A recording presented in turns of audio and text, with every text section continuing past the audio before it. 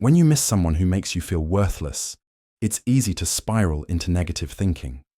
You start questioning yourself, doubting your value, and perhaps even feeling like you're not worthy of love, respect, or kindness. You may feel like you're not enough, like you're constantly falling short. This feeling is heavy, it's a trap, and it's a dangerous cycle to fall into. But here's the thing, this cycle doesn't have to define you. First, let's acknowledge what you're going through. It's okay to feel lost, to feel hurt, or even to feel hopeless at times. Emotions are natural, and allowing yourself to feel what you're feeling is the first step in breaking free from this cycle. So, if you're sitting there thinking that you'll never be able to move on, or you'll always be stuck in this cycle of pain, I want you to take a deep breath and remind yourself that this is temporary. This too shall pass. The first step when you miss someone who makes you feel worthless is to take a step back and reevaluate your worth. It's crucial to remind yourself that your worth is not dependent on anyone else's approval or presence. No one else gets to decide your value. You do. And today, we're going to work on remembering that. Start by acknowledging that you've been hurt. No matter how strong you are, no matter how many times you've told yourself to move on, this kind of emotional pain isn't something that just disappears overnight. It's going to take time, and that's okay. But while you're acknowledging the hurt, also take a moment to acknowledge the strength that it takes to face it.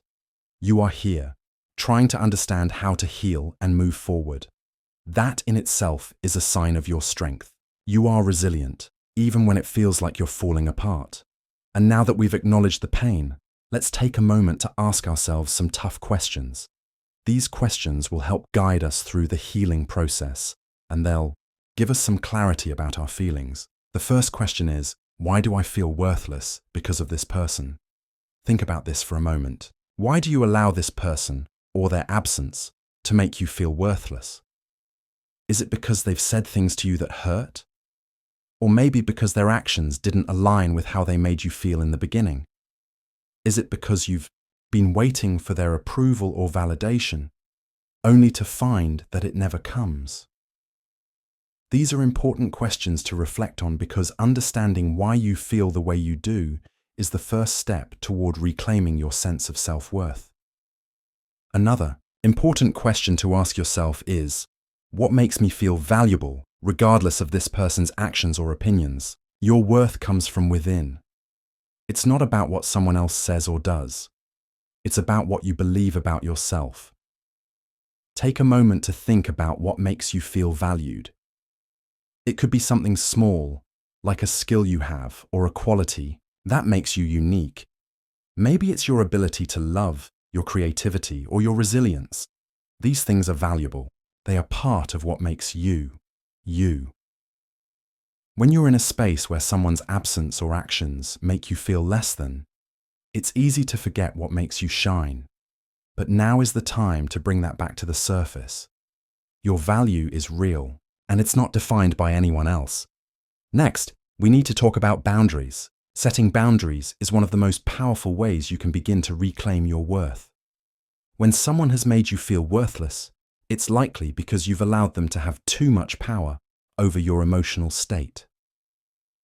Setting clear boundaries will help you take back that power. Ask yourself, what boundaries do I need to set with this person or with myself to protect my peace? It might be as simple as no longer accepting behavior that makes you feel small or unworthy. It might mean stepping away from conversations that bring you down. It could even mean deciding that you need space from someone in order to heal and focus on your own growth. Whatever the boundary is, remember that it's for your own well-being. Boundaries aren't about punishing others. They're about protecting yourself.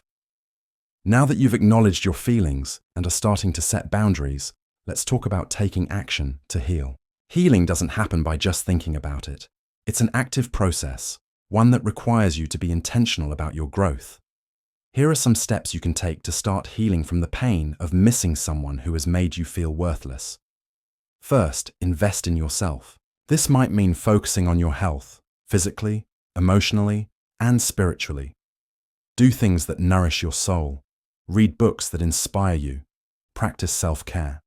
Exercise, meditate, spend time with people who uplift and support you.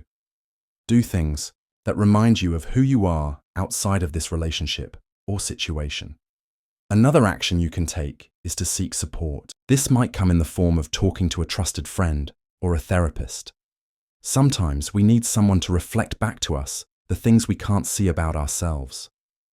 They can remind us of our worth, especially when we're struggling to remember it ourselves. Don't be afraid to lean on others during this time. Healing doesn't happen in isolation. You also need to give yourself permission to grieve. It's okay to mourn the loss of this person or the relationship, even if it wasn't a healthy one. Grief is not just for death. It's also for the loss of relationships, dreams, and expectations. Allow yourself to grieve what you've lost, but also remember that you are not defined by that loss. You can move forward stronger than you were before. Another vital part of healing when you miss someone who has made you feel worthless is to release the hold they have over you. This doesn't mean you have to forget what happened, but it does mean that you need to stop allowing their actions to control your emotions. Think of it like releasing a grip that has been holding you down. The longer you hold on to resentment, pain, or anger, the longer you stay stuck in that negative space. A great way to begin this release is through journaling. Write about your feelings. Write about how this person made you feel, and then write about how you're going to move forward.